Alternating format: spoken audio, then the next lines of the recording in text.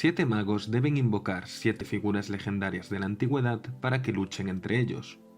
El último par que quede en pie obtendrá el Santo Grial y podrá ver sus deseos cumplidos.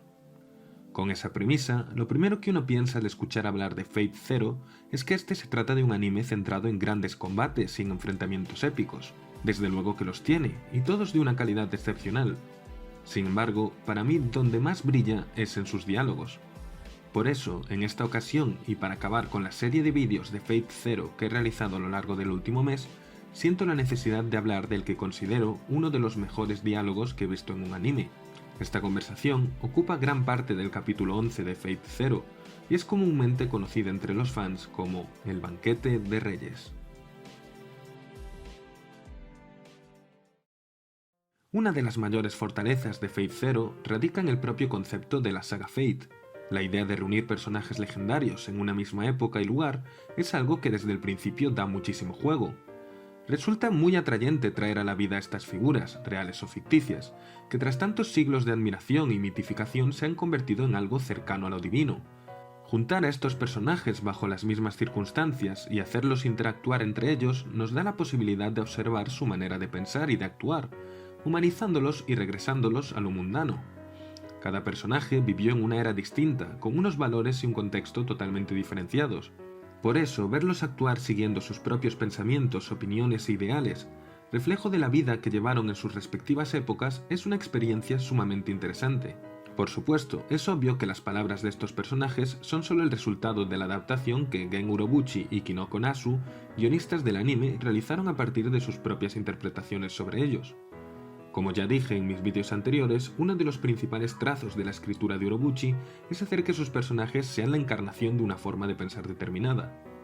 Por eso, en la escena del banquete de Reyes, más que ver la discusión entre 3 personajes, vemos la colisión entre las representaciones de 3 filosofías enfrentadas. En otros vídeos expliqué que Fate Zero tenía mucho de tragedia griega aristotélica.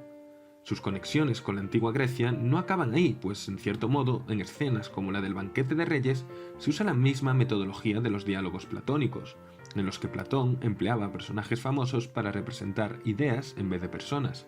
Y de paso, la utilización de figuras legendarias en un contexto moderno podría relacionarse a su vez con la evolución del mitos al logos que experimentaron los filósofos griegos. Si el mito intenta justificar y explicar los eventos del pasado y la naturaleza del mundo mediante narraciones sobre individuos extraordinarios y perfectos, como dioses o héroes, el logos se corresponde con las explicaciones lógicas, basadas en argumentos e imponiendo la razón y el pensamiento frente a las antiguas creencias. Los héroes invocados en Fate Zero son personajes de leyendas, sí, pero su aparición en el Japón de los años 90 nos permite observarlos a través de la razón, de tal forma que comprobamos que por muy magníficos que sean, no dejan de ser personas llenas de fallos y contradicciones, mucho más próximas a lo humano que a lo celestial, que sus perfectas leyendas quizás no lo fueron tanto. Por otro lado, además de ideas y pensamientos sobre los que profundizaré más tarde, siento que cada espíritu heroico invocado en Fate Zero representa a la perfección uno de los pecados capitales. No en vano son 7 personajes. Berserker sería la ira, por su constante furia descontrolada. Caster es la gula, por su objetivo de consumirlo todo y su insaciable sed de sangre. Lancer la lujuria, por su maldición que le hace enamorar a todas las mujeres con las que se encuentra.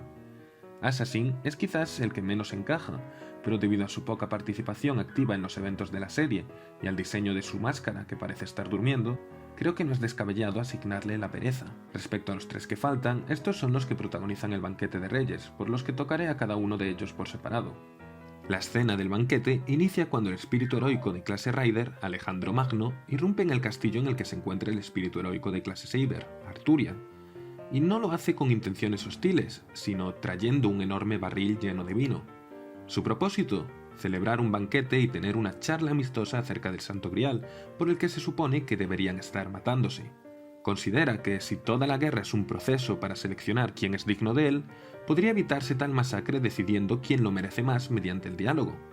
No llega a este pensamiento guiado por el pacifismo, sino por su curiosidad sobre los otros espíritus heroicos. Él desea conocer sus perspectivas y juzgar así su valía como héroes, determinar si son realmente merecedores de la copa mágica.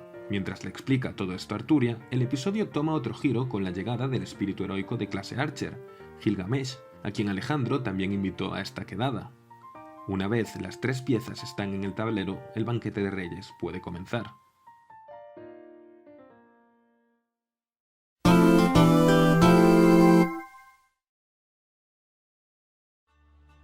Empecemos pues hablando de Gilgamesh, aquel conocido como el rey de los héroes. Gilgamesh procede de la mitología mesopotámica, siendo el protagonista de la epopeya de Gilgamesh, considerada la obra literaria más antigua del mundo. Siendo el héroe más antiguo del que se tienen registros, su historia ha inspirado la creación de todos los que vinieron detrás de él. La saga Fate, centrada en desarrollar el concepto de los héroes, toma así esta figura y la eleva por encima de todas las demás, convirtiéndola en el rey de todos los héroes. Si cada héroe tiene un arma o un tesoro asociado a su leyenda, en el mundo de Fate la propia leyenda de Gilgamesh, como héroe más antiguo e influyente en todos los demás, implica que todas esas armas debieron de pertenecerle a él originalmente. De ese modo se consigue un personaje que en vida fue el dueño de todo y de todos a su alrededor, un auténtico tirano que poseyó todo cuanto se puede imaginar, con un tesoro de dimensiones inimaginables. Un individuo altivo y prepotente, con un ego inmensurable, lleno de orgullo y desprecio por los que considera inferiores a él. Para él, un semidios que plantó cara a los mismísimos dioses, los humanos son criaturas impuras a las que llama constantemente mestizos o bastardos. Gilgamesh es así la representación del pecado de la soberbia, pues su arrogancia y vanidad son los rasgos más destacados de su carácter. En el banquete de reyes no tarda en demostrar esta personalidad, menospreciando el vino que Alejandro Magno había traído con la mejor de sus intenciones y sustituyéndolo por bebida de su propia colección personal, la cual, por supuesto, es muchísimo mejor. Resulta curioso que alguien así aceptase la invitación de Alejandro Magno, aunque lo más probable es que sus motivos se limitasen a querer presumir delante de ellos su magnificencia y humillarlos a la mínima oportunidad. Tanto es así que cuando Alejandro le pregunta aquello que desea saber, su motivación para obtener el Grial, la respuesta de Gilgamesh es tajante. Si el Grial es un tesoro, y todos los tesoros existentes le pertenecieron a él en algún momento, ese tesoro, por pura lógica, también debió haber estado en su colección, aunque él ni siquiera se diese cuenta. Así, no posee ningún motivo para reclamarlo más que considerar que su posesión le pertenece a él por propio derecho. Y si le pertenece a él, desde su punto de vista, los demás son simples ladrones intentando usurparle su tesoro. Gilgamesh, como alguien que lo tiene todo, no posee ningún interés en el Grial y en sus supuestos poderes, pues no tiene ningún deseo más que cumplir. Solo quiere reclamar el Grial como suyo porque es suyo, y aquel que intente decir lo contrario deberá ser castigado. Una vez ese hecho quedase constatado y aceptado por todos los demás, el propio Gilgamesh estaría dispuesto a prestarle el Grial a quien se lo pidiese, siempre y cuando le jurase lealtad eterna previamente, tal y como le sugiere a Alejandro Magno. Así, la lucha de Gilgamesh es únicamente para demostrar su superioridad, para dejar claro que todo en el mundo le pertenece. Demostrar esa verdad universal e imponerse ante los demás es su única motivación, tal y como lo fue cuando estaba vivo. La epopeya de Gilgamesh, y por lo tanto la saga Fate, describe al Gilgamesh que reinó en la antigua ciudad mesopotámica de Uruk como un auténtico tirano, una fuerza intocable que oprimía a todos los que se encontraban debajo de él. Tanto fue así que los dioses tuvieron que intervenir mediante la creación de Enkidu, un individuo diseñado para matarlo.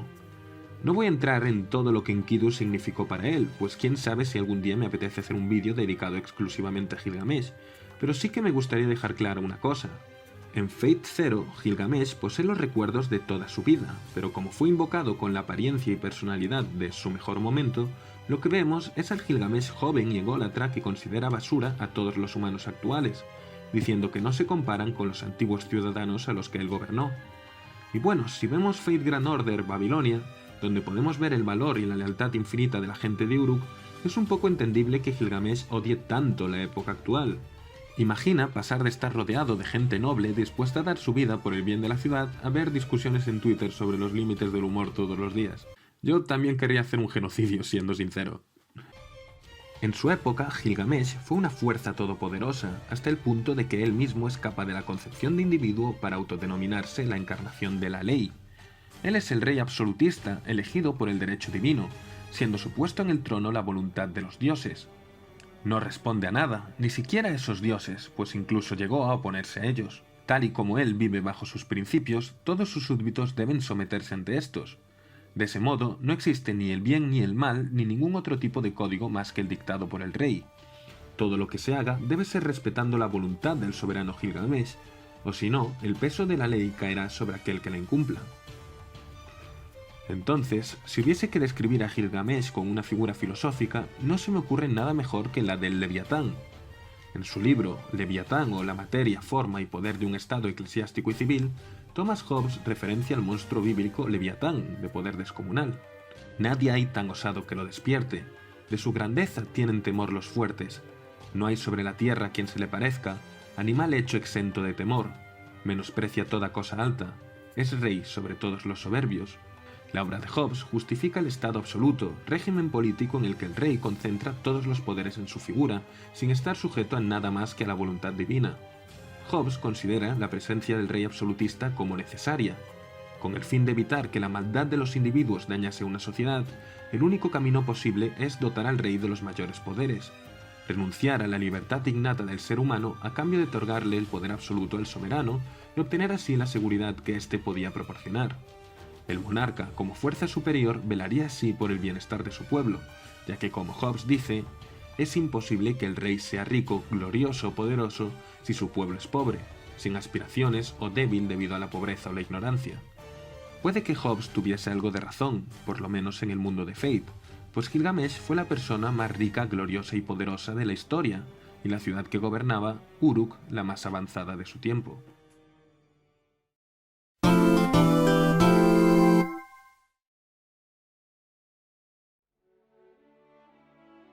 Ryder Alejandro Magno, también conocido como Iskandar. En sus 32 años de vida, su imperio se extendió desde Grecia hasta el Valle del Indo por el este y hasta Egipto por el oeste, uno de los mayores iconos culturales de la antigüedad, ensalzado como el más heroico de los grandes conquistadores, quien inspiró a los grandes estrategas militares de todos los tiempos, como Napoleón o Julio César. Precisamente, el título del rey de los conquistadores lo describe a la perfección, así como al pecado que encarna.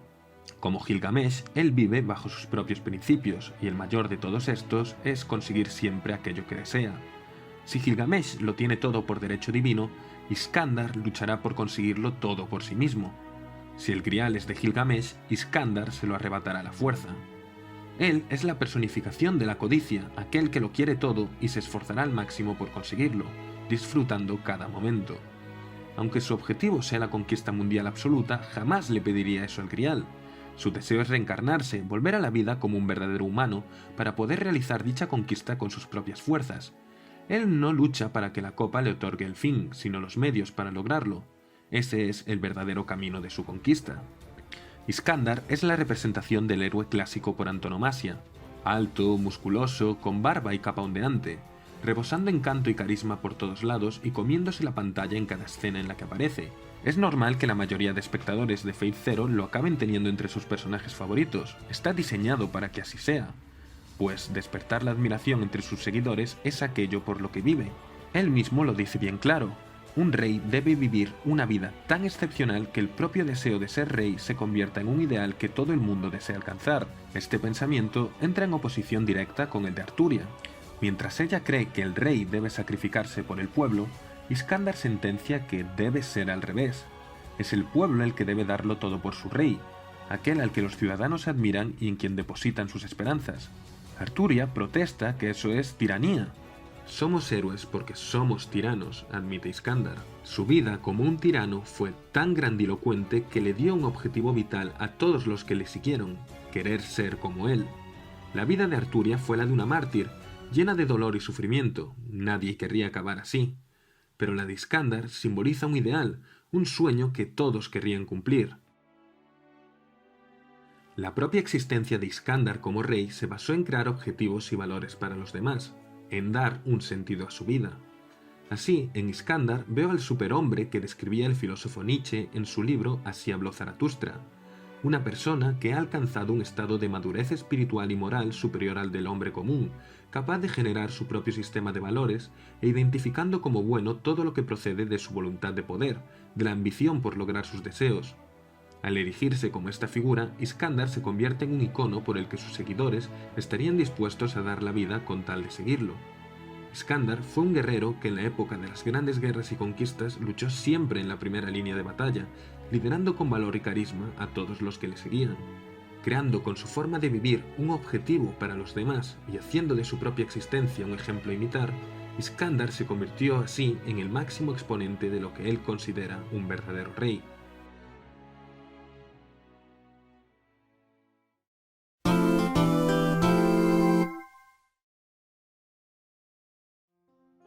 El último participante en el banquete de reyes es Arturia, la verdadera identidad detrás del legendario rey Arturo, aquel que reunió a los mejores caballeros de todos los tiempos y que es comúnmente reconocido como el monarca ideal tanto en la guerra como en la paz.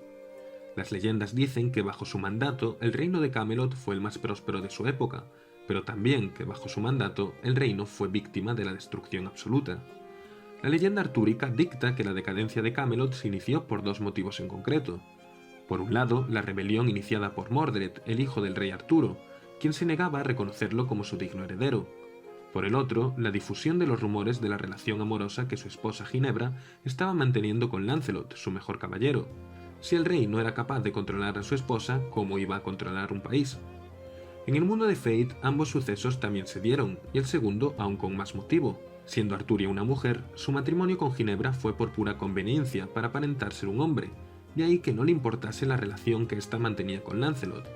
El haber renegado de Mordred y el haber permitido esa infidelidad son los dos grandes errores que Arturia cometió y que llevaron a la destrucción de su reino. Precisamente, el deseo de Arturia lo motiva dicha destrucción. No es un deseo egoísta como el de Iskandar o el de Gilgamesh, sino puramente altruista. Presa de la culpa y del arrepentimiento, solo quiere salvar a su patria, cambiar el destino, cambiar el pasado y lograr que Camelot sobreviviese hasta nuestros días. Arturia considera que si Camelot cayó por su culpa, eso significa que ella no era la persona indicada para gobernar. Por eso su deseo consiste en deshacer su propia existencia, para que sea otro el que logre sacar la espada de la piedra en su lugar, alguien en cuyas manos el reino estuviese mejor. En ese sentido, el pecado de Arturia es menos obvio que el de los otros dos. Siendo una persona que se considera indigna e incapaz, alguien que cree que carece de las cualidades para ser un gobernante, que piensa que no merece ni siquiera existir, creo que lo más adecuado para ella es el pecado de la envidia. La envidia hacia los gobernantes exitosos, hacia aquellos que tienen lo que a ella le falta y que lograron que sus reinos no pereciesen. De hecho, durante esta escena, sobre todo al final, se puede apreciar la envidia que tiene hacia Iskandar cuando éste le demuestra lo equivocada que estaba en su planteamiento con su noble fantasma.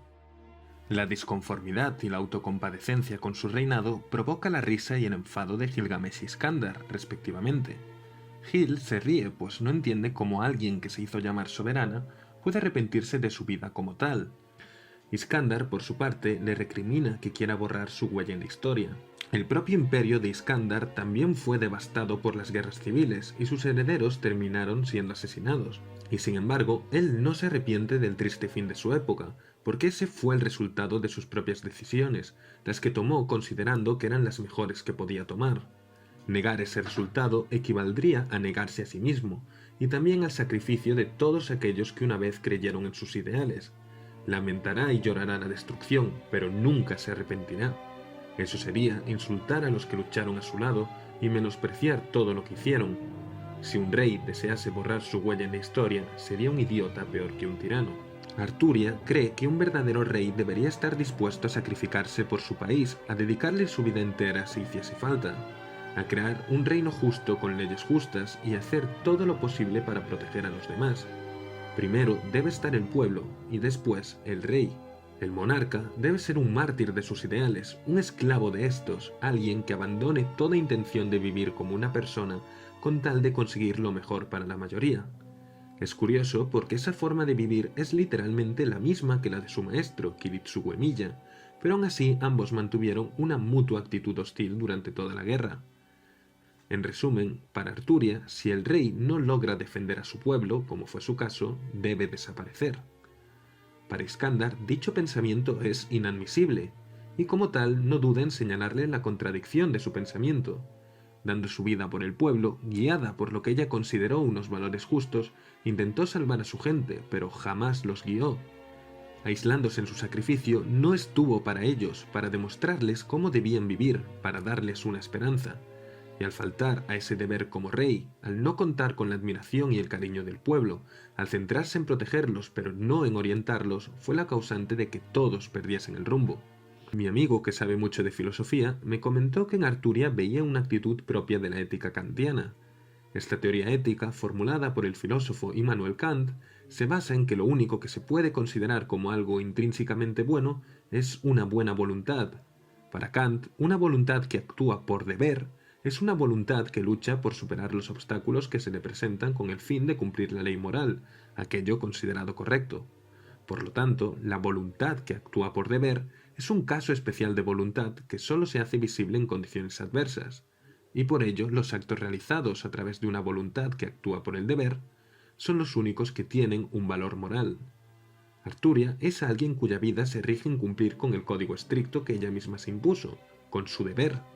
Su deber fue proteger a su reino y todos los actos que realizó fueron con ese objetivo, siendo así su voluntad una enteramente marcada por el cumplimiento de dicho deber, de esa forma siendo el máximo exponente del valor moral, de aquello considerado correcto. Sin embargo, la falta de una ética lo suficientemente consolidada para que los demás quisiesen seguirla y apoyarla, como en el caso de Iskandar, la llevó a dedicar su vida a unos valores y a un proyecto vital totalmente vacíos. De ahí que Camelot acabase colapsando en gran parte por su falta de conexión con los demás. Arturia tenía la mejor de las intenciones y la mejor de las voluntades, pero falló en transmitirlas a los que la rodeaban. De ahí que cierto caballero que abandonó la mesa redonda declarase antes de irse que el rey Arturo era incapaz de entender lo que sentían los demás.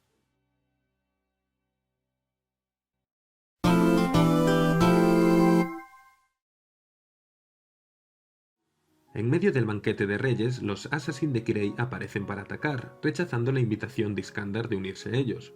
El rey de los conquistadores se dispone a liberar su noble fantasma, pero antes lanza una última pregunta. ¿Estás solo un rey?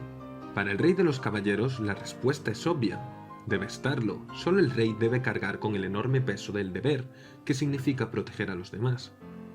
Entonces Iskandar decide demostrarle lo equivocada que está. Libera su Yonoi Etairoi, su esfera de realidad que contiene las almas de todos aquellos que le sirvieron en vida, en lo bueno y en lo malo. Iskandar le enseña a Arturia y a todos los presentes que, de todas las riquezas y tierras que conquistó, su vínculo con los que lo siguieron fue su mayor tesoro.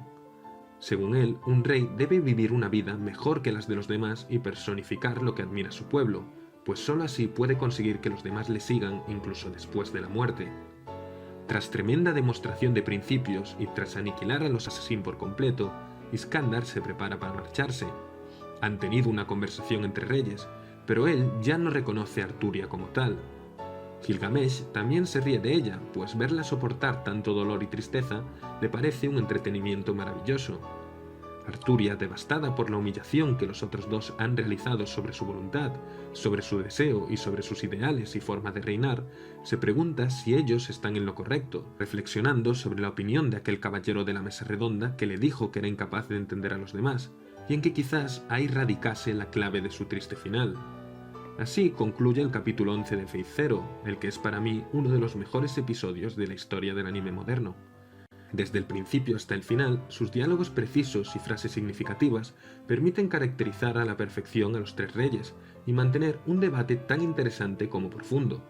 El capítulo se esfuerza en darle la razón a Iskandar mediante el uso de la banda sonora y la reacción de todos los demás. Sin embargo, eso no significa que sea necesariamente así. Por eso, me gustaría preguntaros a vosotros, ¿cuál creéis que es el mejor rey de los tres? ¿Qué manera de gobernar es la más adecuada? ¿Qué tipo de monarquía es la mejor? Para mí, la respuesta es obvia.